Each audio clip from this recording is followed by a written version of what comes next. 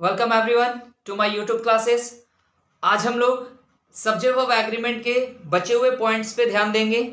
ठीक है, आज का जो हमारा सबसे पहला पॉइंट होगा बहुत ही आसान पॉइंट है। कुछ पेयर वर्ड्स में आपके पास लिख रहा हूं। पेयर वर्ड्स कहने का मतलब ये दो वर्ड होंगे और दोनों एक ही साथ चलेंगे, लेकिन पेयर वर्ड होने के कारण इनको सिंगल माना जाएगा और जब ये सिंगुलर होंगे तो इनके साथ आने वाला वर्ब कैसा होगा? सिंगुलर। जैसे पेयर वर्ड्स में अगर मैं आपके सामने लिखूं राइस एंड करी, ब्रेड एंड बटर, ठीक है, हॉर्स एंड कैरेज, ये कुछ ऐसे पेयर वर्ड हैं जिनका यूज हम लोग सिंगुलर फॉर्म में करते हैं। Slow and steady, sum and substance,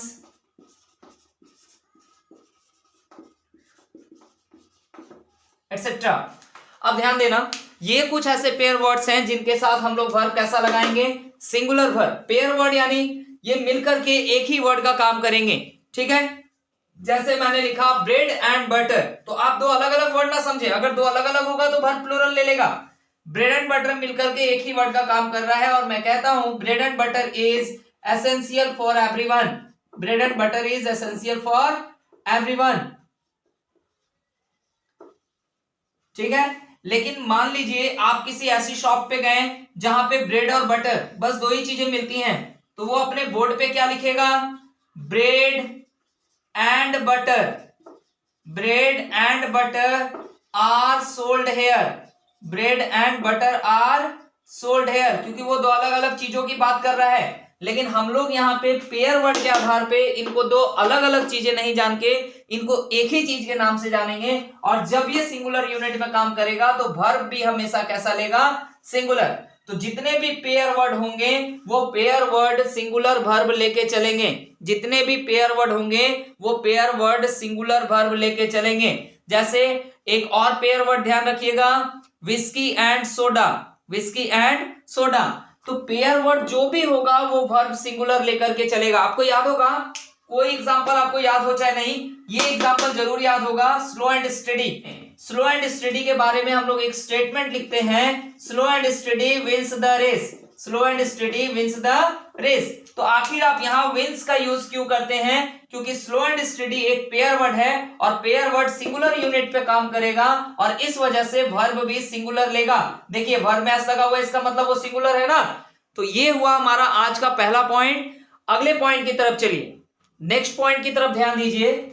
जो हमारा अगला पॉइंट है वो कहता है कि कभी हमारे पास एवरी, सम, एनी या नो, इनके साथ तीन अटैचमेंट दिखाई दें। कैसे अटैचमेंट भाई? बडी, वन और थिंग, बडी, वन और थिंग। तो आपको ध्यान रखना है कि ये जो शब्द है बडी, वन और थिंग, इनके साथ हम लोग वर्ब हमेशा सिंगुलर यूज करेंगे, वर्ब हमेशा सिंगुलर यूज करेंगे। तो गौर कीजिएगा, एवरी के साथ आपने वन, बडी जोड़ा और बनाया एवरीबडी, फिर एवरी के साथ वन जोड़िए एवरीवन, फिर एवरी के साथ थिंग जोड़िए एवरीथिंग। ठीक, somebody, someone, something, anybody, anyone, anything, nobody, known, nothing. तो ऐसे शब्दों के साथ हम लोग वर्ब कैसा लगाएंगे? सिंगुलर। ऐसे शब्दों के साथ हम लोग वर्ब कैसा लगाएंगे? जिसके लास्ट में बडी, वन और थिंग लग जाए, वर्ब कैसा लेगा? सिंगुलर। जैसे आप कहते हैं everyone, everyone has come, everyone has come. No one wants, no one wants to come here, no one wants to come here. अब जरा गौर करके देखिए, एवरीवन के साथ, एवरीवन के साथ आपने वर्ब कैसा लगाया? सिंगुलर। नो वन के साथ आपने वर्ब कैसा लगाया? सिंगुलर। एस लगा हुआ है ना वर्ब में, तो सिंगुलर है। तो ये चीज ध्यान रखिएगा कि जब भी किसी शब्द के लास्ट में बडी, वन या थिंग जुड़ा हुआ रहे तो वहां हम लोग वर्ब कैसा लगाएंगे? सिंगुलर लगाएंगे। ठीक है, अपने अगले पॉइंट की तरफ ध्यान दें। देखिए हमारा जो अगला पॉइंट है वो एक सेट से तैयार होगा। कैसा सेट है भाई? ए और एन होगा एंड दिस ए और an will be selected according to the sound of collective noun. After this collective noun you should add of. तो देखो ये एक सेट तैयार हुआ। पहले मैं इस सेट के बारे में आपको बता दूं, जैसे आप कभी बोलते हैं अ team of, a team of, कभी आप बोलते हैं अ ग्रुप ऑफ, कभी आप बोलते हैं अ चेन ऑफ, कभी आप बोलते हैं एन आर्मी ऑफ। मैंने क्या कहा था, इस कलेक्टिव नाउन के साउंड के अकॉर्डिंग ए और एन चुनना है, तो इनके साउंड के अकॉर्डिंग हमने ए चुना, लेकिन आर्मी में अ वॉवेल साउंड है, इस वजह से हमने एन चुना। ठीक है, फिर हम लोग कभी बोलते हैं अ सेट ऑफ, फिर हम लोग कभी बोलते हैं अ सीरीज ऑफ। ठीक है, सीरीज एक ऐसा नाउन है जो इसी रूप में सिंगुलर है, इसी रूप में प्लूरल है, मैं आगे बताऊंगा नाउन चैप्टर में। फिलहाल अ काउंसिल ऑफ, ठीक है, एटसेट्रा।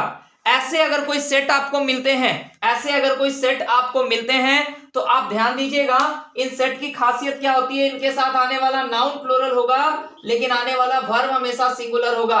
आने वाला नाउन प्लूरल होगा और आने वाला वर्ब हमेशा सिंगुलर होगा। जरा ध्यान दीजिएगा, ऐसा क्यों? जरा सोच के देखिए कि मेरे पास एक प्लेयर है, मेरे पास एक प्लेयर है, मैं इसकी टीम बनाना चाहता हूं, क्या एक प्लेयर की टीम बनेगी? नहीं। जब आपको टीम बनानी है, अ team of, a team of, जब आपको टीम बनानी है, एक टीम बनानी है, तो प्लेयर कैसे चलेंगे? प्लूरल। तो आप लिखेंगे अ team of players, a team of players. लेकिन जरा गौर करें, प्लेयर्स तो बहुत सारे हैं, लेकिन उन प्लेयर्स की कितनी टीम है? एक टीम। तो अगर मैं बोलता हूं कि प्लेयर्स की एक टीम आ चुकी है, तो then my sentence will be a team of players have come. Have come अगर मैं बोल रहा हूं तो मैं वर्ब किसके अकॉर्डिंग दे रहा हूं? प्लेयर्स के अकॉर्डिंग। जबकि प्लेयर्स के अकॉर्डिंग वर्ब नहीं चाहिए, क्योंकि प्लेयर्स की एक टीम आई है। कितनी टीम आई है? एक टीम, और एक टीम की वजह से हम लोग वर्ब कैसा देंगे?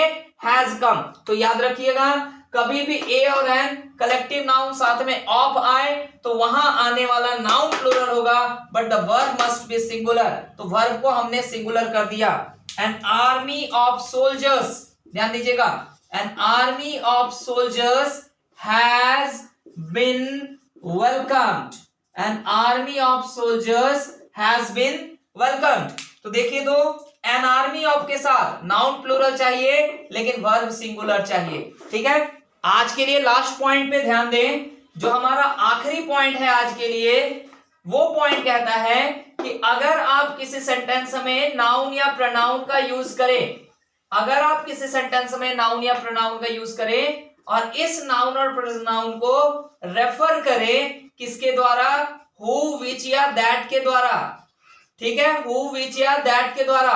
तो जो वर्ब हु, विच या दैट को दीजिएगा, यानी यहां पे लॉजिकली मैं आपको यह सिखाना चाह रहा हूं कि हु, विच और दैट के साथ वर्ब आएगा तो वो वर्ब कैसा होगा। याद रखिएगा, जब कभी भी आप हु, विच और दैट को वर्ब देते हैं तो वो वर्ब उस नाउन या प्रोनाउन के अनुसार आता है जिसके लिए आप हु, विच या दैट का यूज करते हैं। यानी सीधे शब्दों में कहा जाए तो यहां आने वाला वर्ब इस नाउन या प्रोनाउन के अकॉर्डिंग आएगा। ठीक है, आइए इस बात को एग्जांपल से सीखते हैं। जैसे मैंने कहा द बॉय हु हैज और हैव, हु हैज और have come is my friend, is my friend. अगर इस सेंटेंस पे गौर करें तो हमारे सामने एक्चुअल जो सेंटेंस है वो है the boy is my friend, the boy is my friend.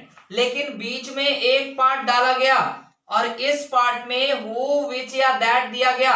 ठीक है, और इस हु, विच या दैट के साथ वर्ब लगाया गया। तो सीधी बात याद रखिएगा, जब कभी भी हु, विच या दैट को सब्जेक्ट बनाया जाए, जब कभी भी हु, विच या दैट को सब्जेक्ट बनाया जाए तो जो वर्ब आएगा वो हु, विच या दैट जिस नाउन या प्रोनाउन के लिए आया है उसके अनुसार आएगा। देखिए, ग्रामेटिकल भाषा में हु, विच या दैट को रिलेटिव प्रोनाउन कहा जाता है, और हु, विच या दैट जिस नाउन या प्रोनाउन के लिए आता है उसे एंटीसीडेंट कहते हैं। बट आप इतने ग्रामेटिकल लॉजिकल व्यूज से मत जाइए, आप सिर्फ ये ध्यान रखिए कि हु, विच या दैट, हु, विच या दैट के साथ अगर कभी वर्ब देना हो तो हु, विच या दैट जिस नाउन या प्रोनाउन के अकॉर्डिंग आएगा हम लोग वर्ब उसी नाउन या प्रोनाउन के अकॉर्डिंग देंगे। तो भाई यहां हु किसके लिए आया, बॉय के लिए, बॉय सिंगुलर है, इस वजह से आने वाला वर्ब भी सिंगुलर होगा। अगर आप यहां बॉयज लिखते तो नो डाउट हम लोग यहां क्या चुनते, हैव, और बॉयज की वजह से यहां भी क्या हो जाता, आर। ठीक है, तो ये चीजें आपको ध्यान देनी होती है। एक बहुत इंपॉर्टेंट क्वेश्चन लिख रहे हैं, ध्यान दीजिएगा। It is me who is teaching you, it is me who is teaching you. अगर इस सेंटेंस पे गौर करें और एरर रेक्टिफाई करना हो तो क्या होगा, आपको याद होगा मैंने बताया था कि इट के साथ कभी भी इज या वाज लगा रहे तो यहां जो प्रोनाउन आएगा ये सब्जेक्टिव फॉर्म में होगा।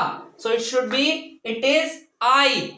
अब एक बात याद कीजिए जो अभी अभी आपने पढ़ी कि भाई हु विच या दैट को जब भी वर्ब देना हो तो हु विच या दैट जिस नाउन या प्रोनाउन के लिए आया हो हम उसी नाउन या प्रोनाउन के अनुसार वर्ब देते हैं। तो यहाँ हु किसके लिए आया, आई के लिए, और आई के अनुसार हम यहाँ कभी भी इज का यूज नहीं करेंगे। आई के लिए हमें क्या लगाना पड़ेगा, एम। तो देखा आपने सेंटेंस क्या बना, it is I who am teaching you.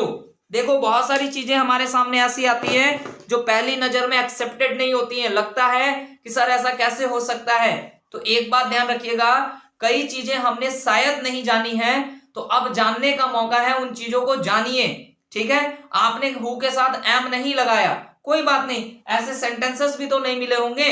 तो इस टाइप के सेंटेंसेस में आप यही ध्यान रखें कि हु विच या दैट के साथ वर्ब वो जिस नाउन या प्रोनाउन के लिए आता है उसी के अकॉर्डिंग आएगा।